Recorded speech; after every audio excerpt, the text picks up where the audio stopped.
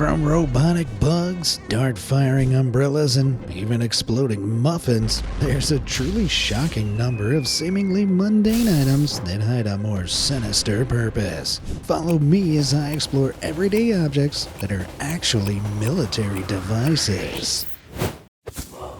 In 2014, during intense protests in Kyiv against the Ukrainian government, protesters suddenly all started receiving the same ominous notification. Dear subscriber, you are registered as a participant in a mass disturbance. Talk about intimidation. But how did the police get everyone's number? The answer was hovering right over their heads. Just a single drone. Using a technology called International Mobile Subscriber Identity Catching, or MC catching for short, these modified drones can trick nearby phones into thinking it's a cell tower. It then swallows up unencrypted data across a several hundred-mile radius. This means it can snoop on your calls, read your messages, and even send creepy texts like the one mentioned earlier. All it takes is someone launching a single drone big enough to fit in a backpack and start quietly sucking up all your secrets in its virtual vacuum. So next time you see a drone in the sky, maybe rethink that scandalous text you're about to send.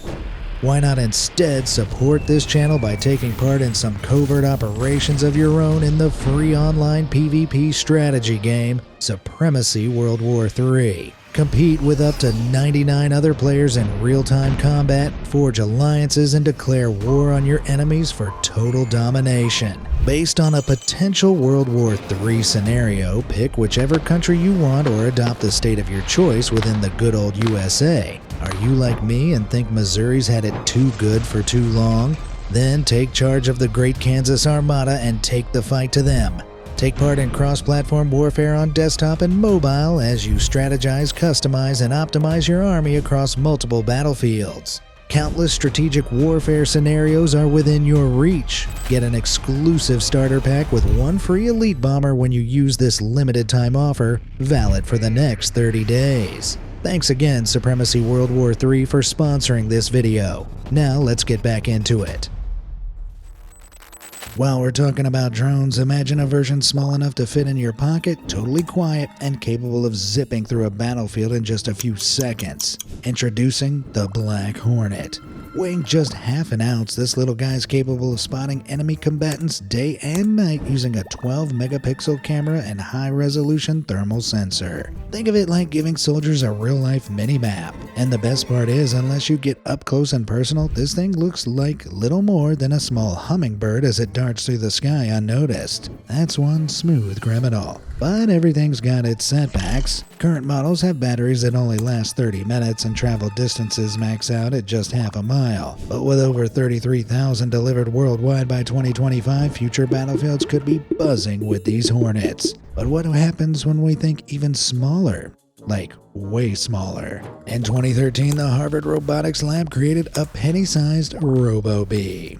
With wings that can flap 120 times per second, it can fly and hover just like, well, a bee. Sporting two wings and spindly legs, it can be hard to tell this isn't the black and yellow honey hoarder we all know and love. But despite their impressive capabilities, current prototypes still need to be tethered to a power source using a thin cable. So these things won't be taken to the skies anytime soon. Not to be outdone though, China debuted its own micro-drone in 2025 designed in the central Hunan province. Smaller than a fingernail, this Chinese version was designed to look like everyone's favorite bloodsucker, the mosquito. And unlike the Robo-Bee, this version can potentially fly independently, no tether required. Of course, what it might gain in range, it loses in power. Considering how tiny a battery that size needs to be, any current models would require constant recharging by nearby operators to be actually useful. Still, the potential capability is pretty staggering. Guess it's time to start building some magnetic bug zappers. For a slightly more fashion-forward method of espionage, look no further than the X6 spy glasses created by Osterhout Design Group in 2014. Instead of diving into full VR like an Oculus, these bad boys use augmented reality, blending your real surroundings with helpful digital overlays, like those scouters from Dragon Ball Z.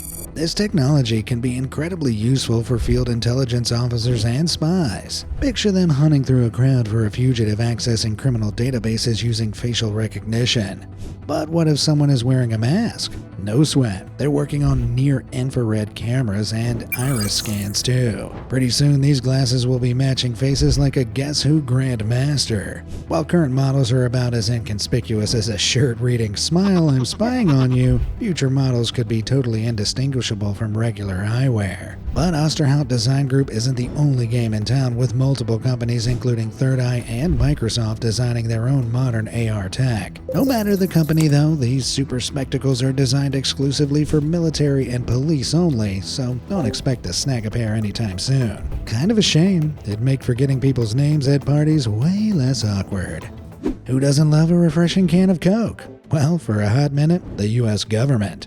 In 2004, Coca-Cola launched a wild promo stunt creating the world's first soda phone. On the outside, it looked like an ordinary Coke can. Meanwhile, on the inside was a fully functional cell phone and GPS. These limited spy can hybrids were then hidden in random Coke cases across the US. If you found one and hit the big red button, you'd be connected to Coke HQ and could win anything from a free vacation to a brand new Chevy Equinox. But despite the can's very unique design, officials worried it could be used as a tool for some good old espionage. The idea was that someone could sneak into a top-secret location and secretly record classified conversations without anyone knowing. All modified cans were banned from multiple government buildings, and people were even made to open their regular Cokes in certain areas to prove they were legit. Ridiculous, right? Well, fast forward to 2025 and suddenly, it's not so funny. The UK government uncovered a Russian spy ring working within the country and run by Bulgarian nationals.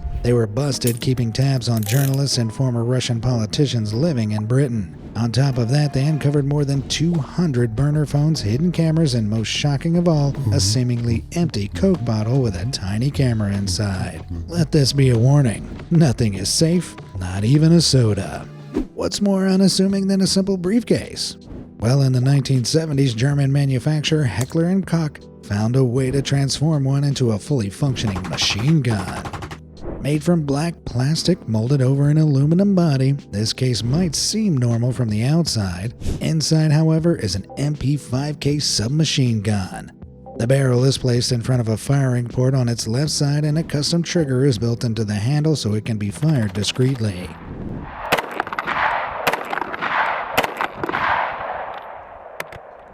Okay, maybe that wasn't the best example of discreet, but why would someone use this instead of a normal gun? Well, the 70s saw a rise in kidnappings and attacks against prominent European political figures, so politicians started hiring professional bodyguards. To help keep a low profile, Heckler & Koch designed this briefcase blaster for guards while out in public.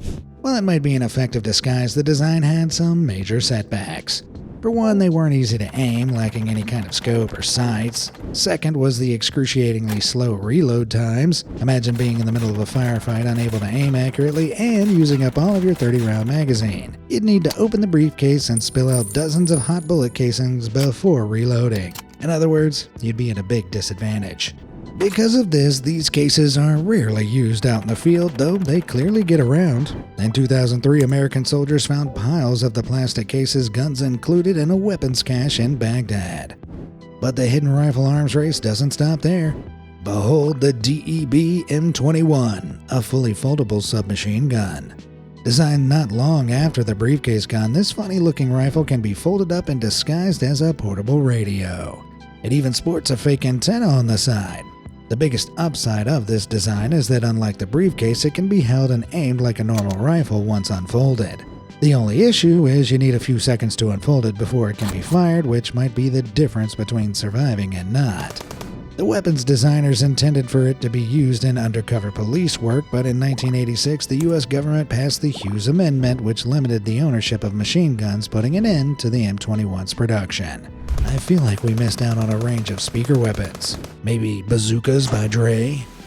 You've heard of stepping stones, sure, but what about spying stones? Yeah, they're real, and they're just as terrifyingly ridiculous as they sound. The Russian Ministry of Defense has been working on the covert surveillance devices, and they're not just stones with cameras in them, oh no. They're robotic and come fitted with wheels too, so an operator from up to a mile away can maneuver them remotely with little risk of being caught. You just place the fake rock, retreat to a safe distance, and remotely drive it into position. When needed, the camera pops out from the top of the device and is ready to record whatever it's pointed at. Damn.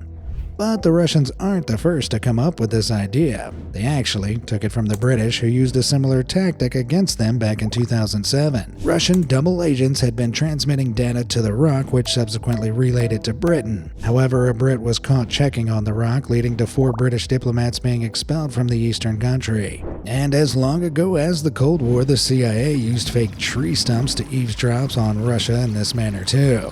Though I'm more tempted to believe that's actually a Dalek in disguise. Exterminate! While a pistol disguised as a pen sounds like something that only exists in James Bond, they're very real and more common than you'd think.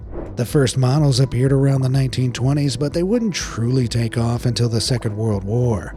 Looking for a discreet weapon that could easily be disposed of, the espionage-focused U.S. Office of Strategic Services developed the Stinger gun. But don't let the name fool you. These guns offered more than just a sting. They were capable of firing a single .22 caliber bullet. Although potentially deadly, their super short barrel meant agents would need to get up close and personal to have any chance of hitting their targets. Plus, it took 2 to 3 seconds minimum to even arm the pistol before it could be fired. A tricky little process that involved lifting the trigger, then sliding it to the rear of the weapon and pinching it fully down again. Although not the fastest technique for something intended to get spies out of sticky situations, it did mean it was almost impossible to accidentally fire. One huge upside, however, was that these babies were incredibly cheap to produce. The OSS made thousands throughout the war, and they cost a mere 40 cents to buy. That'd be just over $7 in 2025. Despite their prevalence, though, there are no direct reports of these pens being used during the war. Then again, isn't that what we'd expect from a covert weapon? Of course! To do a video on hidden military devices and not mention Leon Theremin would be as bad as discussing the best ice cream flavors without mentioning chocolate. That's because he created one of the most successful spying devices ever used against the US government. Theremin was a Russian inventor who was imprisoned in 1938 suspected of crimes against the Soviet state. While in prison, he was tasked with inventing a bug so sophisticated it could go undetected in Spazo House, Moscow, where the US ambassador to the Soviet Union lived. Well, that was child's play for Theremin. By the end of the Second World War, he'd finalized his device, and it was hidden inside a great carved seal deviously given to US officials as a symbol of friendship. The plan worked. The American took it and hung it in his study in Spazo House near Moscow's American embassy, unwittingly throwing away his privacy for 7 whole years. Yep, it wasn't until 1952 that the bug was finally discovered. British broadcasters had reported hearing voices on their radios whenever they were near the American embassy. Suspecting some kind of bug, the U.S. ambassador searched his place and eventually found it, to a great uproar. Go ahead, open it up. And here is the clandestine listening device. But how did it stay hidden for so long? Well, it was tiny and needed no electrical supply, making it very difficult to detect. I won't bore you with the exact physics, that could be a whole video by itself. However, it worked by picking up minuscule vibrations made by people's voices. Soviet spies would hide outside of the ambassador's house and fire a radio signal at it, which would activate the device and cause it to transmit one back. With this setup, the Soviets could hear everything that was being said. Pretty damn clever, especially considering it was invented over 70 years ago. Yep, if you ask me, Theremin scored a pretty big thorough win there. The walking stick has been a staple of gentlemanly fashion for centuries, but some come equipped with accessories that are far from gentle. Take the trusty cane sword. By the 18th century, walking around with a hulking sword on your hip had fallen out of fashion. Still, some longed for the safety of a steel blade. So why not hide a thin sword inside your classy walking stick? After taking off in Britain and France, the cane weapon craze began, and it didn't stop at swords. This crazy walking stick, complete with an inbuilt shotgun, was popularized in the 19th century. To use it, you twisted the cane open to expose the chamber, loaded a cartridge, closed it again, then pulled the hammer back and squeezed the trigger near the handle to fire. Despite their lethal capability, these were only capable of holding one shot at a time and weren't actually designed for self-defense, but rather the opportunistic hunting of wild game. Still, in a hairy situation, they'd be more than apt at scaring off wannabe criminals. But even the shotgun cane pales in comparison to the extravagance of the rocket flare cane. Yeah, you heard that right. This 19th century cane could fire a literal rocket flare into the sky, presumably if a gentleman had gotten lost in the woods. Although it'd also have worked for blinding any rascal that tried to do you harm. Now they just need to make a cane that launches hand grenades and we'll have all our bases covered. Just when you thought the worst thing chocolate could do was rot your teeth, the German army made a bar that would literally blow your mind. In the spring of 1943, MI5 operatives uncovered a believed German plot to assassinate then Prime Minister Winston Churchill with an exploding chocolate bar. Using secret agents working in the UK, they planned to place the bar in the British War Cabinet's dining room. Churchill, who had a known sweet tooth, would inevitably find the open chocolate bar. Little would he know what he'd actually be holding was a chocolate-coated bomb. Hidden inside it was a sheet of steel canvas. Once he broke off a piece, the canvas would be pulled out and activate the fuse of a small charge inside the chocolate. After 7 seconds, the charge would detonate an explosive big enough to take out anyone within several feet. It's so evil that it might have just worked. Luckily, the plot was foiled before it ever reached the UK. Although, knowing the British, it probably wouldn't have made their teeth that much worse. What do you mean? Yeah, I'm kidding. Kinda. What's more powerful than a gun? How about a gun you fire by punching someone? This unique weapon is a wrist-mounted pistol affixed to a glove designed for the U.S. Navy back in 1944. The idea was for soldiers to have a weapon ready at the drop of a hat in case the enemy managed to board their ship. Indeed, if you raised your hands up in surrender, you'd theoretically be hiding the gun from view and could then wait for that pivotal moment to strike. Mounted beside the barrel was a plunger that worked as the trigger. By clenching your fist, your fingers would be out of the way, and you could then either press the plunger down with your other hand or swing your fist into someone to push it in and fire a .38 caliber round. However, here comes the rub. It can only hold one round at a time. So let's say more than one enemy jumped aboard. After you've dealt with one, you've got to choose between manually removing the spent shell and reloading, a fairly clunky process, or just using the heavy hunk of steel on the back of your hand as a blunt instrument. Not exactly ideal. While designed for troops to wear day to day, there were only between 50 and 200 actually made, and there aren't any records of these gloves actually being used in combat. Honestly, I can see why. There aren't many situations where a regular gun wouldn't be better. And what if you just wanted a friendly fist bump? Yeah, no thanks. Bulgaria is famous for its beautiful scenery and entrancing folk music. But something far more sinister will forever be tied to the country too. This is the tale of the Bulgarian umbrella. In 1978, Georgy Markov, a popular Bulgarian writer and radio host, was living in London, UK. The thing is, Georgy was being very publicly critical of Bulgaria's government, something the nation's leadership was desperate to end. One day, Georgy was leaving to do an interview with the BBC News Network when, while crossing Waterloo Bridge, he bumped into a man holding an umbrella. The stranger apologized and hurried away, and Georgy went about his day. Later that night, however, he developed a terrible fever and was rushed to the hospital. While there, he was insistent that the man with the umbrella had poisoned him.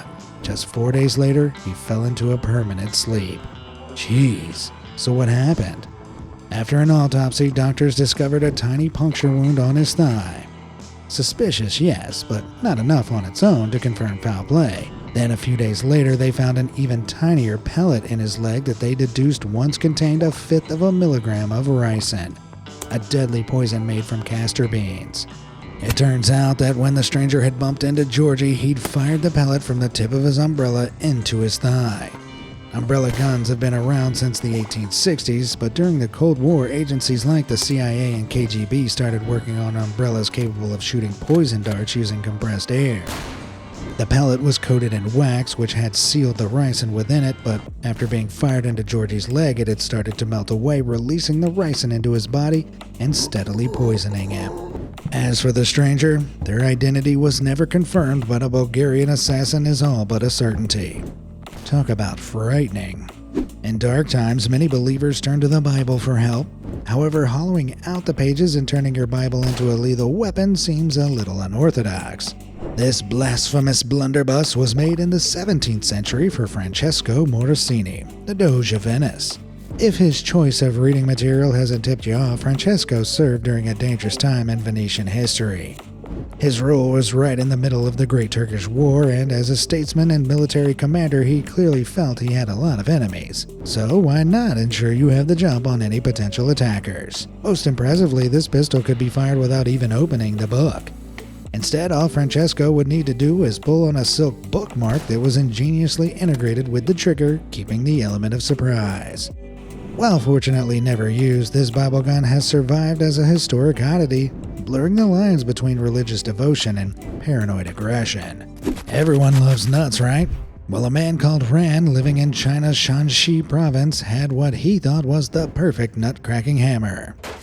Little did he know the nuts weren't the only ones in danger. Ran received this odd-looking hammer as a gift from a friend in the early 1980s, and for the next 25 years, he'd use it for bashing open one of his favorite snacks, walnuts. But one day when he was out, he spotted something that made his heart skip a beat. There on a government flyer was the exact same hammer, except the poster didn't say it was a hammer at all. It was a live hand grenade. These Chinese Type 67 grenades were primarily used during the Vietnam War. To light the fuse, all you'd need to do is unscrew the cap on the handle and pull the string. Somehow, Rand's friend must have gotten his hand on one of these and just passed it off without knowing what it was. Either that, or this was the most prolonged revenge plot in history. Had it been live the entire time Rand was using it to bash nuts? If so, how the hell was he still alive? Rand wasn't wasting any more time to find out, and immediately turned the grenade into the local police station. The smart thing to do, even if it meant parting with a trusty nutcracker that had served him for a quarter of a century. And it brings a tear to my eye. Fans have been an iconic symbol in Japanese culture for centuries, but you might be surprised that they also have a long history as weapons. Travel back in time a few hundred years and you'd find samurai cooling themselves off with iron fans called tessen.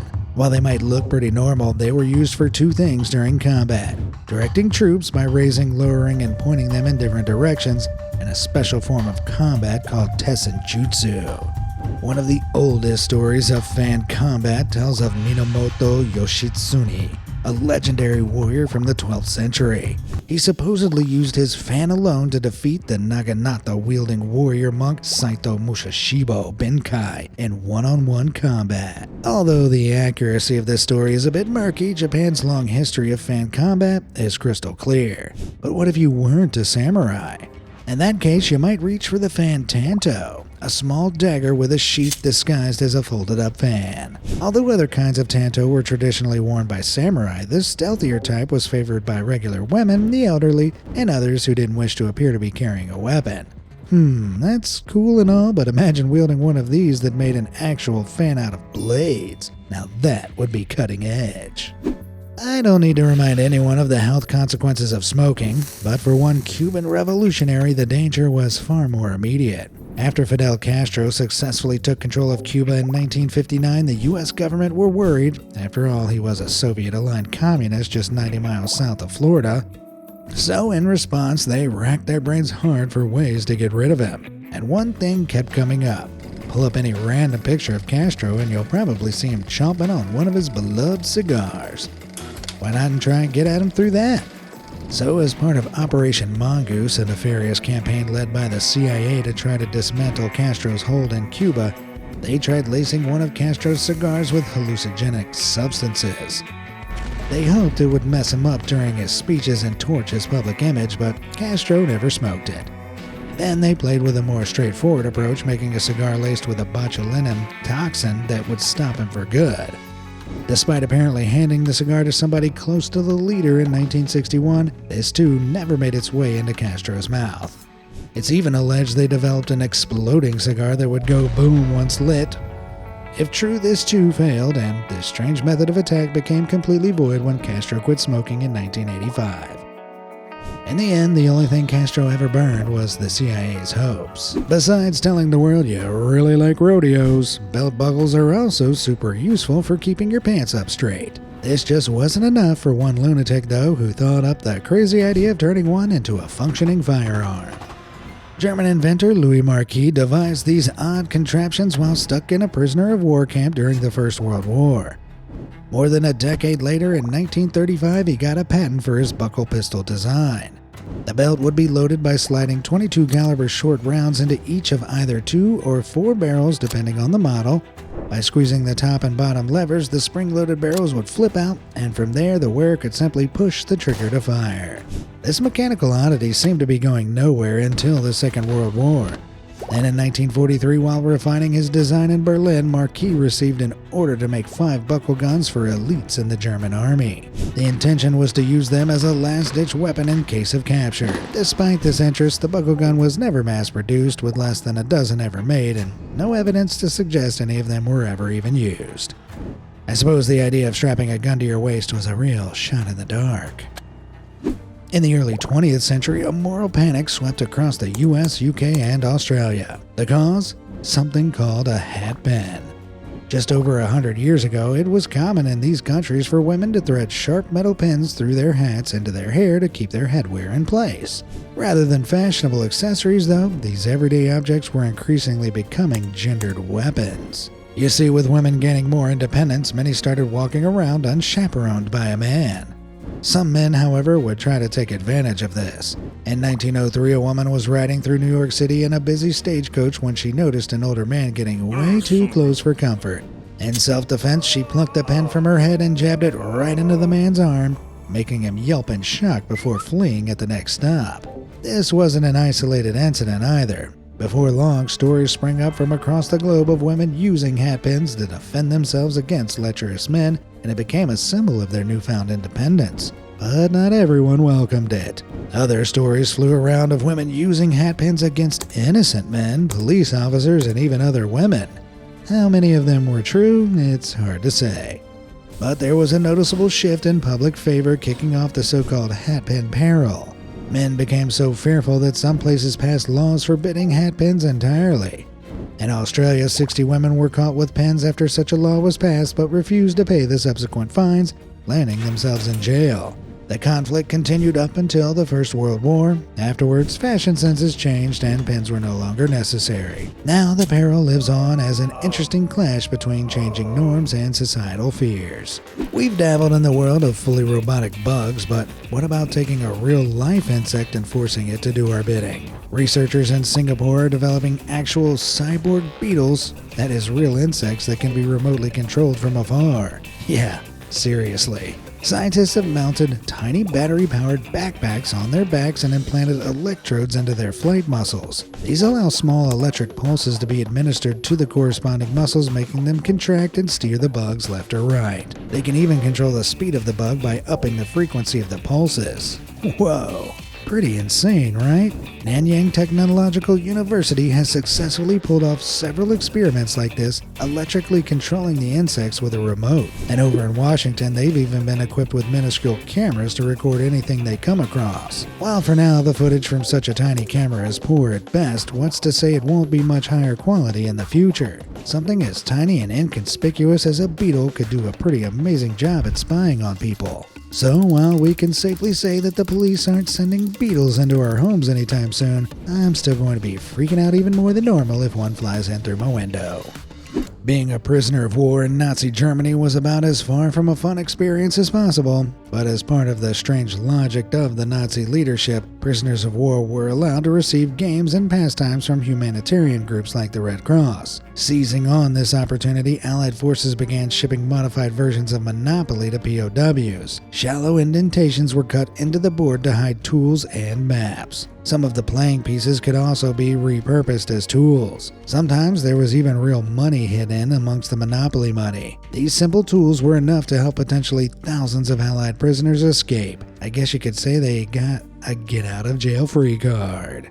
They say a golden key opens any door, but a key that doubles as a fully functioning pistol, that should keep every door firmly shut.